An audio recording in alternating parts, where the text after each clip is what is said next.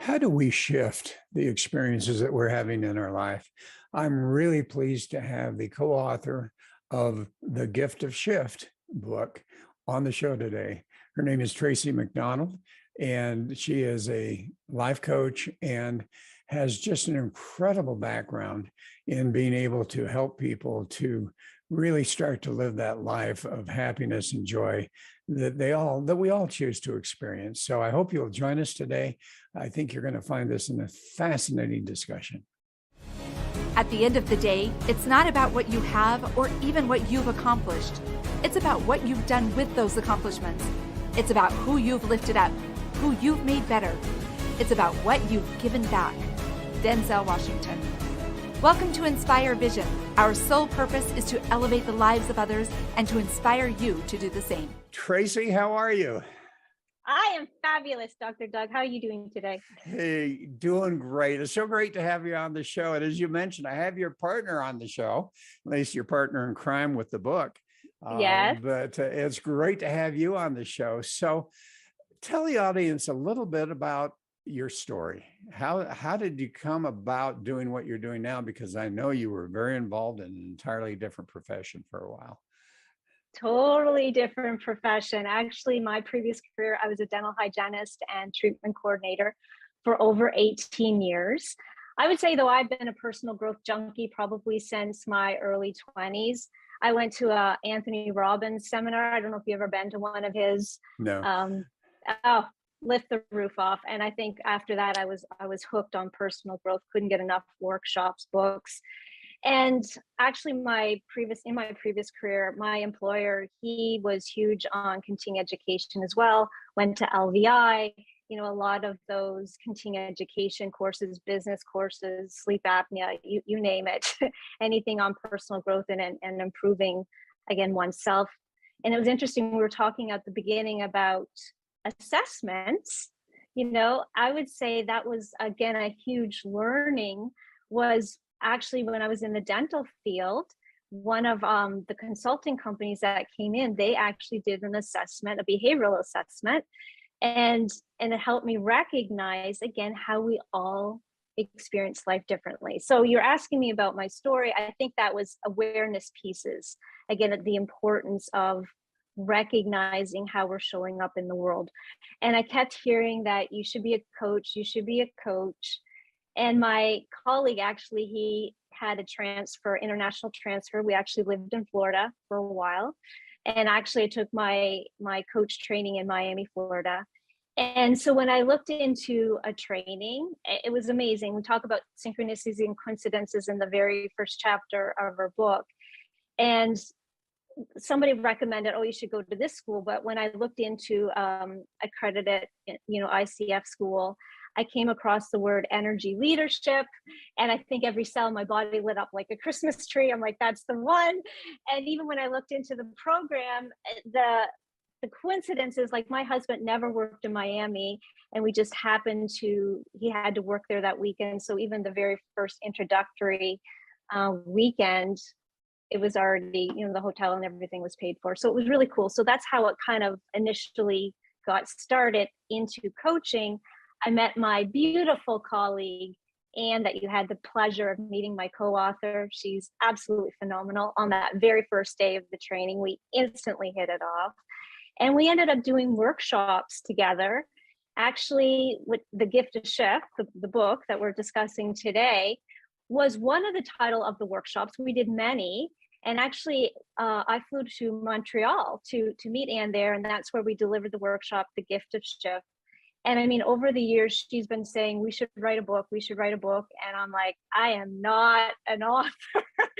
She has this natural ability of journalism background and that. I mean, I've been producing content for years, but not in written form. And other people have mentioned that you should write a book. And I'm like, yeah, no. And as you've learned from the book, the synchronicity of when I was meditating, how it intuitively came in, Gift of Shift, personal stories. And hence now we have the book. When I reached out to Anne, I'm like, okay, this is what we're doing. I don't know how we're going to do it, but this is what I feel that we're meant to do. And she was totally on board. And you did it. You know, you said something that is going to fascinate me, and I want to get into it a little bit, maybe. You talked about, you know, and it's because I have a real interest in, you know, behavioral um, analytics and, you know, are people really living their life the way, are Mm. they being really honest with themselves and living their life? And I'm curious, what type of behavioral analyst evaluation did you do? I did profiling. And what was interesting that I learned with DISC is how much I more am concentrated on people, where other people may be concentrated on the task, and how that can be such a breakdown in communication. I mean, I do DISC in my own practice along with emotional intelligence. My absolute favorite is energy leadership index assessment, which is an attitudinal assessment. It helps Uh-huh. people recognize some of their behavioral patterns, how they show up when they're under stress, and also how they show up in their normal day to day. What was one of your favorites, Dr. Doug? Well, you know, for me, and what I find interesting is I love this concept of really speaking your true voice. And what I have found, and I also use the disc, I use a 4D. I don't know if you're familiar with the 4D, but where that No, really I'm gets, actually not. No. oh, it actually adds some additional things to the disc test to where you really get your motivators, your values, all of those types of things also. And what I found interesting over the years that I've kind of worked with personality profiling is that in most cases, people are living somebody else's life. And as you Yes. know, in the DISC test, at least the one I'm using, you have the three different levels. You've got your core personality, you've got your public personality, and then you have your conscious personality, or what they call mirror personality. And what I find interesting is most people are living in that public social personality. And I Yep. always talk about the fact that, okay, there's two ways to live that, because it's not a bad thing to be there. But the reality is when you are living as though you are supposed to be, or are you doing it as you choose to be? And Yes. there's a big difference, because I see a lot of Huge. people living the lives of their parents, their teachers, their friends, everything except who they really are. And it sounds like when you did that, that all of a sudden you discovered that, even though I'm sure, you know, for 19 years or 17 years, you were loving the dentistry and so forth, but your personalities, I guarantee you, you're an ID, right? Bingo, right? I'm totally I was a high, actually it was IS, a lot of steadiness IS. there. Okay. IS was my profile, and as I said, it was a lot on focus on people. Yeah. And I tended to shy away from D personalities, people that were very dominant in personalities. I would shy away, but I didn't understand, again, because I think, again, that's the beautiful awareness. You start to understand that it was nothing personal, is that they were more about the task, and that's how they showed up, and that's how they perceived life. And I think that was, again, that was a huge aha moment for me. Well, and I love that there are different tools, and obviously you've used different tools. When I was on your website, I saw a statement that I really loved, and in fact, I copied it. Uh, Although Love it. it's not copyrighted to you, so I knew it was okay. You know, Totally. Carl Jung. Oh, Until you yes, yes. make the unconscious conscious, it will direct your life, and you will call it fate. And Bingo. let's talk a little bit now about your contribution to the book and some of the things that you have discovered. What motivated you for life coaching? Was it a I think it, personal thing, or was it just the fact that you're a high I and you just really wanted to help people? I think it was such a gift in my own life. Like self-awareness was such a massive gift in my own life. I think when you have a gift that you're excited about, you just can't help but share. You just can't help but share, because you're like, oh, it can just improve your life in so many aspects. I mean, I truly do believe that when the student is ready, the teacher will appear, Yes. right? And meeting in the awareness piece. And so it's like, okay, I think it's a part of service. How do I want to give that back? And when the student is ready, maybe I'll be that teacher. And also, I'm going to be a student as well, because you learn from people. It goes both ways at all times. That's true. So your contribution to the book, The Yeah. Gift of Shift. Let's Yeah. talk about that. Sure. So what do you have different levels or different steps that you did, or how was yours a little bit different than Anne's, or how was it similar to Anne's, or where did that go? Yeah, we both used inspirational stories, to inspire mindset shift. And it was interesting. We both took different themes that we tended to teach or talk about in our coaching practice or in workshops, which again, a lot of times it reflects our own life, what we tend to be more passionate about, what we share about. And so a lot of my stories that I share, I'm huge on that little voice in our head that can be a jerk sometimes. And so that, right? And I'm talking about the inner critic. Some people call it the self-sabotage or the saboteurs or the gremlin. Got these new ear pods, so you'll maybe see me push them in a little here, Dr. Doug, as they kind of pop out. And so that, of course, I wanted to share that story about how our inner critic can impact everything if we're not aware of how it shows up in our life. That was my second story. The first story was on synchronicities and coincidences, which is really about noticing life. That's the big piece of it.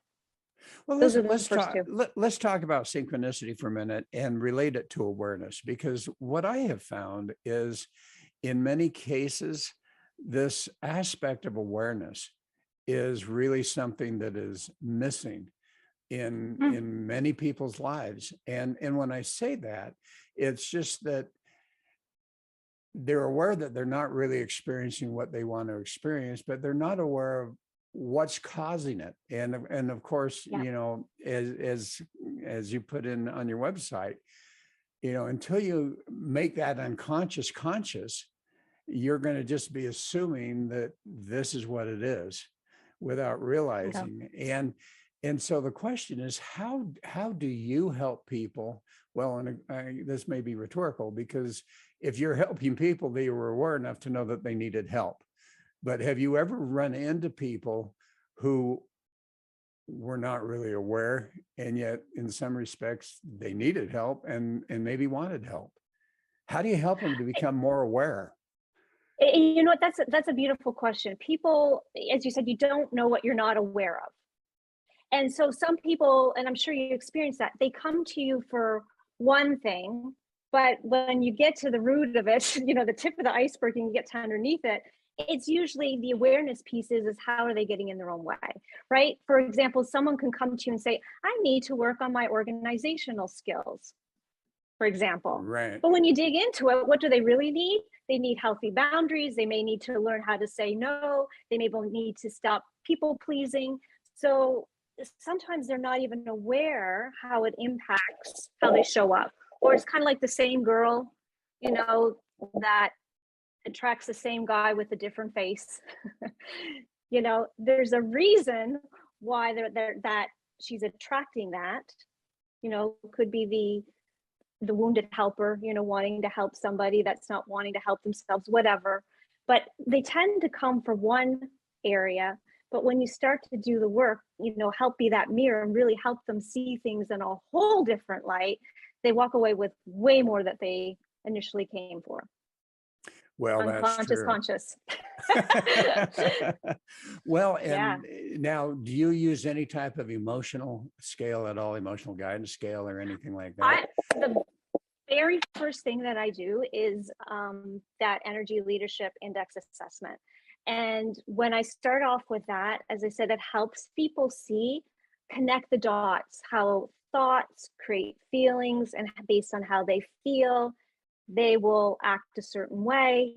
And then that ultimately leads to the results. And as you go up the emotional scale, like for example, when you're in victim thinking, and everybody can experience victim thinking, but how long do you reside there?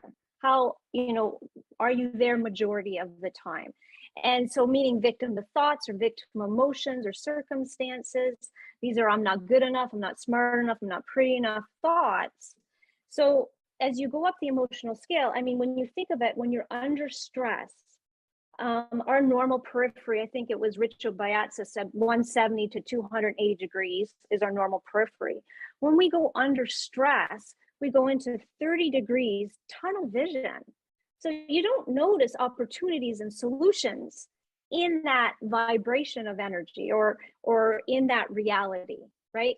So the more you go up the scale, you know, into some of the higher where you're more absolute passion for life, or where you're tapping into creativity, or even a little bit, you know, in between that level of service, the energy is different. Your thoughts are different that create certain feelings, and then your actions are different on that. But it's to recognize the drivers, the BS belief systems that are creating the thoughts that are helping you feel a certain way, and then creating those actions. Does that make sense? How I'm explaining, Dr. Seth? It really does. And what I find interesting is, as you mentioned, oftentimes you know, you're with the same person, different face, but exactly the same person.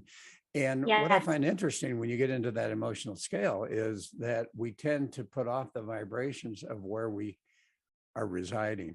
And and in many cases, people don't realize that they're residing down in that victim or in that anger or wherever that happens to be. And therefore they are going to attract, because, you know, the energy that goes out comes back. They're going to attract the similar type of people who are in that emotional scale. And if they haven't attracted them, they're going to bring the people who are a little bit higher level down with them anyway. And so it gets very fascinating to realize that. And I think I saw somewhere where you were talking about the mirror. You know, I love to tell people, you know, if you're really experiencing a miserable life, just hold up a mirror. Yeah. Because that's where the cause really is. And so as you get into the book and share some of the stories with the audience. I'm really wanting to hear some of your stories, and, you know, what you have discovered and how you're helping. Yeah, I would say one of the stories I was sharing about was the inner voice. I think it really, awareness starts with that. I mean, that was a huge awakening for me when I was actually reading Eckhart Tolle when it first came out. I think it was called The New Earth. I don't think it was called The New Earth when it first came out. And he was sharing about that little voice in her head. And I remember reading the book, I'm like, I don't have a little voice in my head. And as I kept reading, it said, if you just said you don't have a voice in your head, that's the voice. And I actually burst out laughing. I'm like, oh, okay. And then I started becoming aware of this voice. And I'm like, oh my gosh, it never shuts up in there. It narrates everything. It narrates everything. But that was such a turning point for me when I started to recognize, again, how I was seeing the world, how it was being reflected back to me. And as you were saying, just even the energy, your energy speaks to people before you even open your mouth. And as you said, what you're putting out there, it can't help but being reflected back, because that's how you're perceiving the world. For example, when I first got a Jeep, right? I was like, oh, no one has a Jeep around here. I went and drove off the Jeep off the lot. And as soon as I, bought the Jeep, they're like, oh, by the way, you're part of a Jeep club now. You have to wave at every Jeep. I'm like, okay. Well, I drove up the lot. There were so many Jeeps around, right? My hand was constantly in the air. Like, not everybody bought the Jeep the same day. It's because my focus started to see things differently. So when we're in that lower vibration, our focus is on things of what's wrong, or what's missing, and all those different thought processes, right? Versus when you're focusing differently, like, what are the solutions? What are the opportunities to learn? How do I look at this as a setback? What question can I ask myself to help me move forward? Then our focus is in a different way of processing things, and we experience life differently because our focus is different. Well, and I love the concept of that curiosity that you talk about. That really is a secret, isn't it, for people to kind of break away from wherever they happen to be, is a level of curiosity. Can you talk a little Yes. bit about that?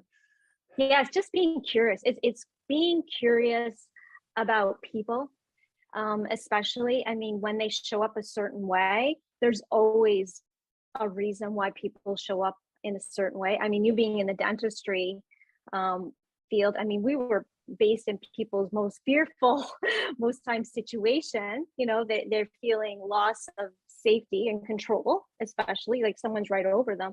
And so it's just to recognize that, um, how do you see people for, what they're actually experiencing? How do you become curious instead of judging why people, see the world that they do? I actually did a workshop just on Thursday. And those slides of the young woman, the old woman, you can see something, that same picture. I have that on my slides too. Yeah. Right. And so some people see a young woman, some people see an old woman. I showed my friend this. I'm like, what's the first thing you see? She said, it's a monster eating a woman's head. And I'm like, really? I didn't even know that was an option. And so, and the whole point is that we experience and see the world. We don't see the world the same. And if I could scream that from the top of my lungs to the whole universe, is to really get curious about people, because we perceive differently, we see things differently, and you will have breakdown in communication if you don't really take that in and start to understand people. And I think top leaders, that's it. They become very, very curious. They're like, I want to know what my blind spots or what I'm not seeing, and getting a real good look at what's going on, because I don't experience life the same as everybody else. Well, and in the book, you've got this inner critic, the gift of BYOBFF. All right, come on. I'm dying to know what that stands for. Be your own best friend forever, Dr. Doug. It really is about talking to yourself with more self-compassion. It's to recognize, how would you talk to yourself, to your true best friend, someone that really has your best interest in mind. I'm guessing you wouldn't do it by tearing them down. You would do it that help them, lift them up, or, dust them off if they're going through a challenge, and, help them jump back into the ring of life. Hold that space for them, even if they do need to cry. Recognizing what their gifts are, and help them recognize, they can do this, so they can learn the skills. They can again be able to shine their light if they allow them to. It's recognizing how you talk to yourself will impact how you show up, and especially how you show up to others, but also how you show up authentically for yourself. Well, and I don't know if you've read the Fifth Agreements. I love that book. Yes. Yeah. And I love what he talks about there, is that we've created our own movie of life. And yes. And everyone has their own movie, but the reality is it's all based on our rearing up, our parents, our friends, our spouse, our family, everybody, our teachers, and they have created that belief system. Well, we have allowed that to create a belief system within ourselves that creates the movie of life for ourselves. And how on earth do we, if we're at least aware enough to realize, okay, you know what, here's my life, I don't like it. Mm-hmm. What are my beliefs that are creating this life, and how do I change them? How do you help people to, filter out the judgment, the criticism? How do you, that self-sabotage, how do you help them to, once they're at least willing and aware to do something about it, how do you help them to recognize some of those areas that are not great, and some of those areas that are really great, and they should maintain that belief system? Yeah, and I think it's coming back to that word curiosity. How can you approach yourself even with curiosity? I mean, even the inner critic, a lot of people think it's like you need to fight the inner critic. Well, actually, I would suggest that I think what people are surprised is that I say meet it with understanding. There's a reason why it's showing up there in the first place, is to keep you safe from experiencing certain emotions. right? Don't speak up. What if you're judged? Don't stand out. What if someone doesn't like you? Here, play small. You never have to be embarrassed. Oh, play small. You'll never have to feel shame. Oh, play small. You never have to feel that rejection. So it's a part of us that is actually trying to keep us from experiencing certain emotions. So it's not fighting against yourself. It's just to recognize there's a part of you that, may have served you when you were younger. But then how do you want to show up knowing that you're an adult now, knowing that being stretched outside your comfort zone is really where growth and expansion is going to take place? Because if you stay small and in that safe space, I guarantee you're going to be bored. You're going to feel self-defeated. Nothing grows there. It just nothing grows there. So it's to recognize you got to get outside your comfort zone in order for growth to happen. I think that's the biggest thing in regards to the inner critic piece, but also recognizing what are the thoughts that are you saying to yourself that supports that, to help you recognize what skills you want to be. Get really clear on taking off the mask, Dr. Doug, as you said. Yes. What do you value? Who do you want to be is a big part of that. And then it's also making those choices every single day that develops the habits on who you want to be. If I want to be someone who's more athletic, then the choice is, if I may not feel like going to the gym, I'm getting my ass up, putting on my sneakers and going for that run, right? Because your habits build on who you want to be, but you have to start making those choices, and it'll be uncomfortable at first if you're trying to choose something that you're not used to, but it's how do you develop those habits? I love James, I think, is it James Clear? I forget his name right off the bat, but with every action that you take is a vote for the person who you want to become. Every action that you take is a vote for the person you want to become. And so it's to recognize, how do you make the votes add up to who you want to become? And it's really creating those new neural pathways in the brain. And again, stretching yourself out outside your comfort zone, because it'll want to be like, hey, this is unfamiliar. We don't like this. I'm going to haul you back. Well, and it's interesting as you talk about that. The thing that comes to my mind is habits, and recognizing that our response, in fact, our perception to any event that occurs in our lives, is merely a habit of going in and digging in all of those unconscious beliefs that are literally affecting our response to whatever that event happens to be. I tell the story often, and you'll appreciate this.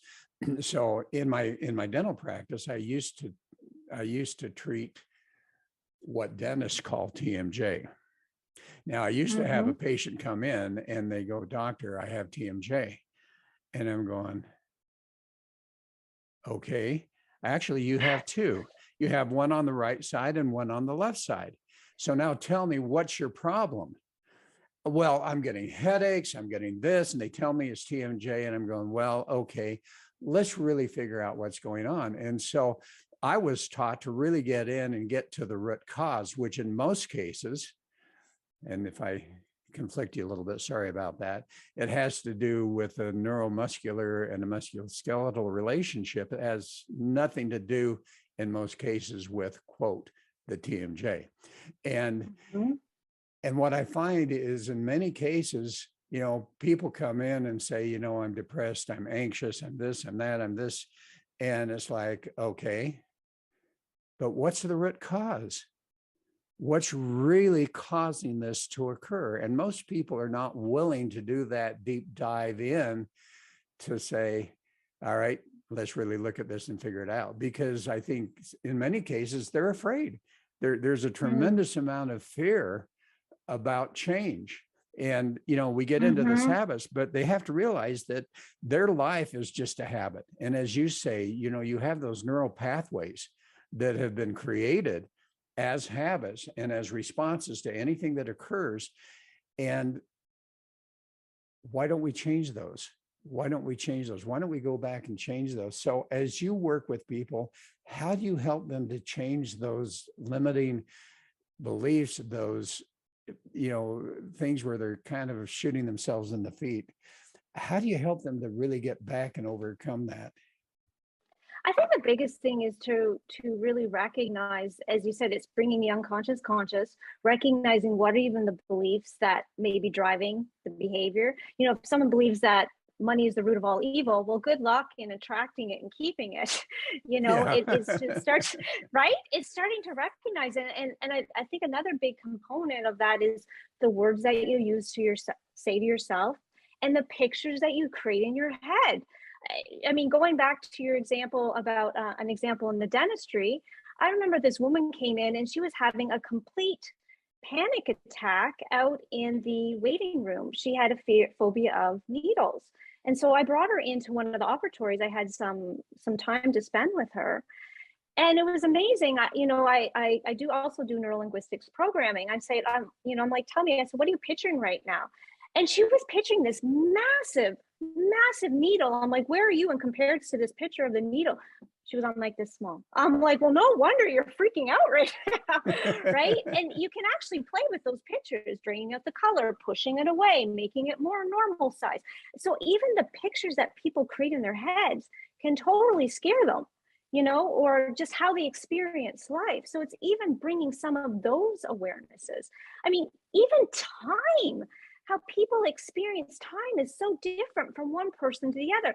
Have you noticed this, Dr. Doug, when you were going into practice? Like I could look down at my day sheet and say, on time, this person will be 10 minutes late. This person will be probably 10 minutes early, because they had a way of processing time. I mean, some people are experiencing, if you did their timeline, some people are through time where they see their memories from right to left, and some people experience them when they're in time. Their past is behind them or, you know, in front of them, or some people it's up and down. So even how people process time, like, oh, if I'm early 5 minutes, some people are like, oh, I feel anxious, I'm too early, I'm just going to show up.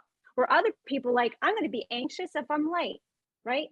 So I'm going to show up 5 minutes late, you know, whatever. So it's even how people experience time is all internal stuff.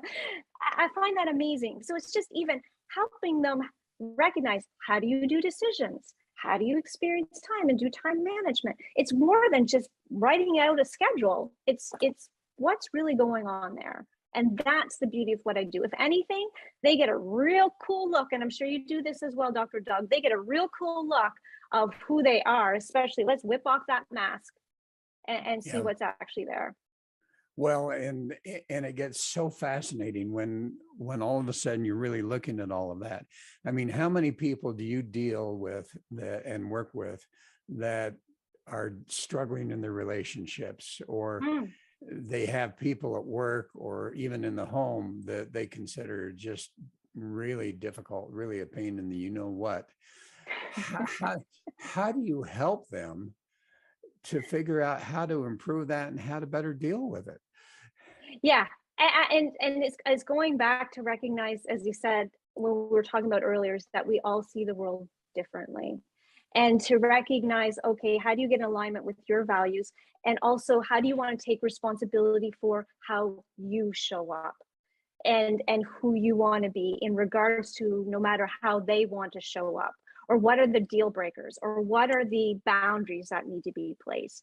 So it always starts with you. You have no control over the other person. You have influence, and it's great to become a master of influence, but you Yes. have no control. And it's to recognize that right from the beginning. Otherwise, you drive yourself crazy. We're in relationship with everything. We're in relationship with time, with people, with decisions. We're in relationship with everything. So again, how do you want to define that relationship and show up and be responsible for who you want to be with it? So what do you teach them? I would say, again, coming to what they value. That's the biggest thing, is if you value something, right? If you get to know who you are, I think that it's being honoring that is one of the biggest things. But it's also to recognize, you know, what are they making up about certain situations. MSUing, I remember my instructor, she goes, we all have masters in MSU. We make shit up. And actually, they actually trademark Kickstart Your Head, right? We all have masters in MSU. We make shit up. And it's also to recognize, what are we making up in relationships? Someone could talk to you in a certain tone. You could be like, well, that's disrespectful. Well, is it, or is it they're just really fired up in, the way that they're communicating? I think it's just to really strip down and get people really clear on the facts, what they're making up, and also who they want to be. I think that has an impact, but also again, the healthy boundaries piece. Um, you know, this person is doing this. Well, it's like, okay, then what's your even 2% in all of this, and how you want to show up in regards to it? Well, and I think we've grown up with this concept of you made me do this, or you did this to me, or you did that to me, or Yeah. whatever. And recognizing, I heard a story just the other day, and I loved it. My daughter was talking to me, and of course, my poor kids have grown up with this, so it's we laugh about it a lot. But she was talking to someone who was just angry and ticked, and really sitting in that anger emotion. Yes. Yes. I think he's stuck there. But anyway, going on, and he's just trying to trigger and trying to do this and trying to do that. And she tells me she's just sitting there and acknowledging, yeah, okay. And it's getting him more upset and more upset because she's not responding. And Yeah. it's because she learned that, whatever comes out of their mouth has nothing to do with me. It has everything to do with them. Bingo. So Bingo. what's interesting is, where do you lie on that emotional scale? And Oh, totally. where do you really lie? And it's really funny. I mean, I was taught back when I went to school for this, I went down onto the streets of Hollywood. And one of the things I was supposed to do was go up to a complete stranger and go, so what do you think of my hair? Now, at the time, it wasn't this light, it was much darker, a little bit longer. But anyway, you'd go up and you go, well, what do you think of my hair? And some people would just start giggling and say, oh, it looks great, or what a silly question. And other people, get out of my way. Don't bother me. Yeah. I'm busy. Yeah. And what I found is when you catch someone off guard, their true emotional level comes out. So when I was working with people who were in the hiring range in their company, I said, one of the things you need to do if you really want to know without testing where this person is, just ask them an off the cuff question that is so stupid and see how they react. And you're going to find out whether or not they're sitting in anger, they're sitting in frustration, or they're fitting in joy and whatever. So I think the interesting thing is, how do we help people to understand that, number one, this may be where they're stuck.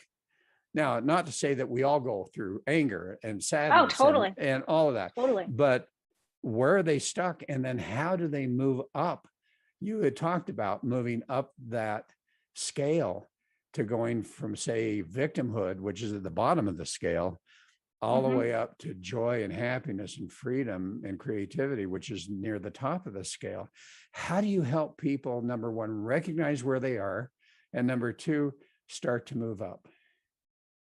Yeah, I would say with that assessment is what I usually, that in itself, it brings awareness to their normal pattern, as you said, about the victim mentality of someone that's their total primary is anger, right, which are thoughts of conflict. And as you said, if you ask them a random question, there would be, it would show up that way. It even shows up in the assessment.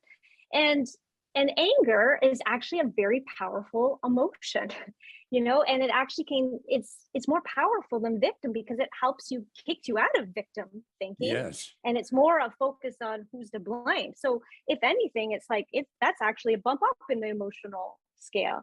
And so it's improving emotional intelligence as well. I think I mentioned that, I know I mentioned that, which kind of parallels with your story about how I became more curious about people. That again is a higher emotional scale, because when that man that jumped out of the chair, had no idea. This was back in my dental hygiene days. I was working away on a gentleman. He had super sensitive teeth. It wasn't written in the chart. Start to scale.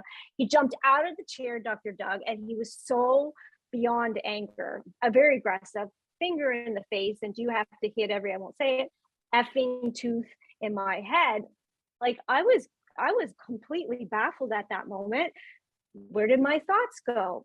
Which again, I didn't have awareness about the emotional scare or anything back then. I could look back and recognize it. I went right into victim thinking. I am such a sucky hygienist. But I didn't stay there long. I went up the emotional scale, like, what a freaking jerk. I can't believe he's talking to me this way, right? Way more powerful. Now, obviously, learning about that and training the brain differently, I'm more apt to go into curiosity and ask myself, what's this really about? What's he trying to communicate to me? I'm in pain. I want you to stop. And so with that, I can acknowledge, I can validate his experience, which then diffuses some of that energy. I mean, even if he storms out, I can really show up in a way to respond, not react. I can help try to, see him, really see him, try to connect with him, and give that compassion, whatever needs to be done in that moment, and how he responds or how he reacts, that's his responsibility. But then I can become more responsible versus feeling like a victim, or like say, okay, let's go, buddy. There's a difference. It's more of understanding comes from that. And again, that's a higher vibration. Well, and I love how you talk about the fact that in communication, and you talk about how you deal with difficult people, how do you improve relationships? Part of that is communication and realizing that, quit thinking about the next thing you're going to say in a conversation and actually listen. And listen to the point where you're asking questions. As you say, curiosity. Well, what did you mean that? Well, tell me a little bit more about that. Well, what do you mean? And all of a sudden, you begin to understand that this is what their real meaning is. And so often you have, because of your own beliefs, created an entirely different meaning from their words than what they actually intended to mean. Bingo. And back to what you just mentioned about relationships, communication is a big piece of that needs to be put in place to create even more solid relationships. Even that curiosity, what do you mean by that? What did you take that to mean? What were you trying to share? Any of those, really just being open to receiving. And again, you have to be in a different energy. When you're in conflict and you're completely ticked off, you're closed down. You might as well go for a walk. If anything, go for a walk or whatever you need to do to get yourself more centered before you have that conversation. It's to recognize even how you show up in certain energies. You're going to create more defense in other people. So it's even becoming to how do you bring certain energy to a conversation is going to impact how you communicate, because 7% is only words. I mean, I could be saying, I'm fine, two different complete meanings. That's right. So That's right. And your body language was different too. Huge tone, body language, the energy I present. It's not just words. People's like, well, I said this. I'm like, well, you said that, but what were you really saying? So what would you say is your personal main message in The Gift of Shift, your book? I say the theme between both Anne and my stories is the power of choice. It really is about increasing your self-awareness and recognizing where you have power of choice. Biggest thing. I love that. And I love the statement that I found, you can either act or be acted upon. Ooh, yes. And good one. If you choose to act, that's a great way to go. If you choose, and it is a choice, to allow people to where you're being acted upon, now you're a victim, you're in that situation, and that never plays well in your life. Yeah. Bingo. So how do people get a hold of you? Because this has been great. Yeah, I mean, you're incredible. I love the enthusiasm. I love all of that. You can tell. And I love our conversation, Dr. Dunn. I'm not a high. Have you figured that out yet?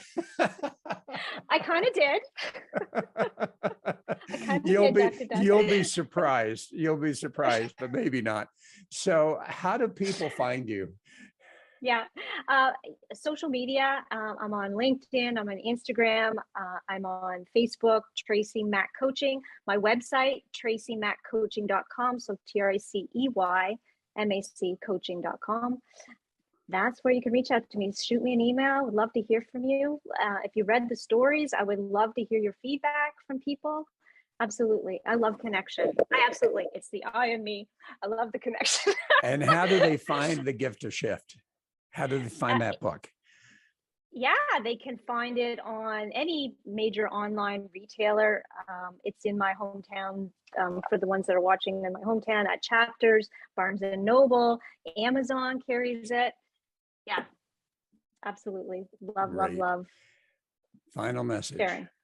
What is it that you want the audience to understand?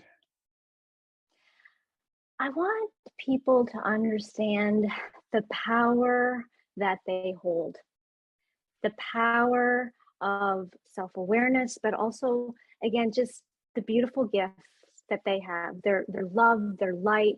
We tend to shrink it, but how do you become more connected to it?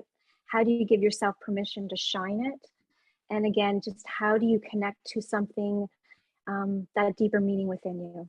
And it really is a gift to give yourself in this lifetime, and I think we get so caught in doing. I think the saying says it all. We're not human doings, we're human beings. And how do we come back to our being? Yes. How do you be rather than do? Yes. Yeah, that's a whole nother conversation. Oh, it is. It totally is, Dr. Doug. I could talk about that forever. Yeah, absolutely. Could talk Well, about that Tracey, forever. thank you so much for being on the show. This has been great. I really appreciate it.